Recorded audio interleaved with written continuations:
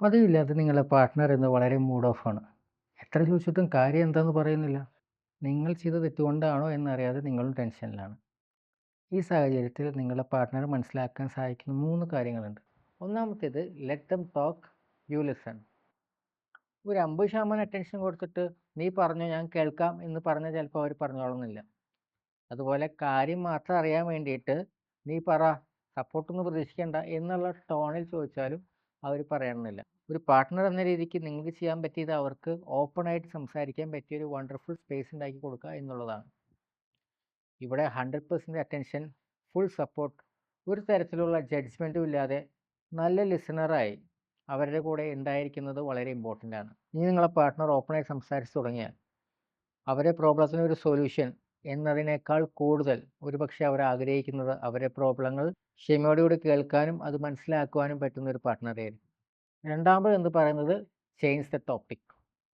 ഓപ്പണായി സംസാരിക്കാൻ അവസരം കൊടുത്തിട്ടും എന്താ ഇഷ്യൂ എന്ന് അവർ നിങ്ങളോട് പറയുന്നില്ലെങ്കിൽ ഒരുപക്ഷെ ആ ഇഷ്യൂ എന്താണെന്ന് നിങ്ങളോട് പറയാനായിട്ട് അവർ പ്രിപ്പയർഡ് ആയിരിക്കത്തില്ല. ഇല്ലെങ്കിൽ അവർ തന്നെ ഫിഗർ ഔട്ട് ചെയ്തിട്ടുണ്ടാവില്ല എന്താ പ്രോബ്ലം എന്നുള്ളത്. അതുമല്ലെങ്കിൽ അവർക്ക് എന്താണോ പ്രോബ്ലം ആ പ്രോബ്ലത്തിൽ നിന്ന് മൈൻഡ് ചേഞ്ച് ആക്കാനായിട്ട് ഒരു ജെന്റിൽ ഡിസ്ട്രാക്ഷൻ ആയിരിക്കും അവർ നോക്കുന്നുണ്ടാവുക. ഒരു temporary escape from their problems. ആ സമയത്ത് റിപ്പീറ്റഡ്ലി എന്താ പ്രോബ്ലം എന്ന് ചോദിച്ചാൽ അവരെ കൂടുതൽ ഡിസ്റ്റർബ് ആക്കാതെ ചേഞ്ച് ദ ടോപ്പിക് കംപ്ലീറ്റ്ലി. നിങ്ങളെ പാർട്ട്ണറുമായിട്ട് ഒരു ഡ്രൈവിന് പോവുക, അല്ലെങ്കിൽ ഒരുമിച്ചുണ്ടായ നല്ല മെമ്മറീസ് ഷെയർ ചെയ്യുക, മൂവീസ്, ഷോപ്പിംഗ്, അങ്ങനെ എന്തെങ്കിലും നിങ്ങളെ പാർട്ട്ണറിൻ്റെ മൈൻഡ് ഒക്യുപ്പൈഡ് ആയിട്ട് റിലാക്സ്ഡ് ആക്കി വെക്കാനായിട്ട് നിങ്ങൾ ശ്രമിക്കണം. ഇവിടെ പ്രോബ്ലം എന്താണെന്ന് ഐഡൻറ്റിഫൈ ചെയ്യുന്നതിനെക്കാട്ടിൽ കൂടുതൽ ഇമ്പോർട്ടൻസ് നിങ്ങളെ പാർട്ട്ണറുടെ മൈൻഡ് റിലാക്സ്ഡ് ആക്കുക എന്നുള്ളതാണ്. ഇത്രയൊക്കെ ചെയ്തിട്ടും നിങ്ങളെ പാർട്ട്ണർ സ്റ്റിൽ മൂഡ് ഓഫ് ആണെങ്കിൽ സ്വാഭാവികമായിട്ടും നിങ്ങളും മൂഡ് ഓഫ് ആയി തുടങ്ങും.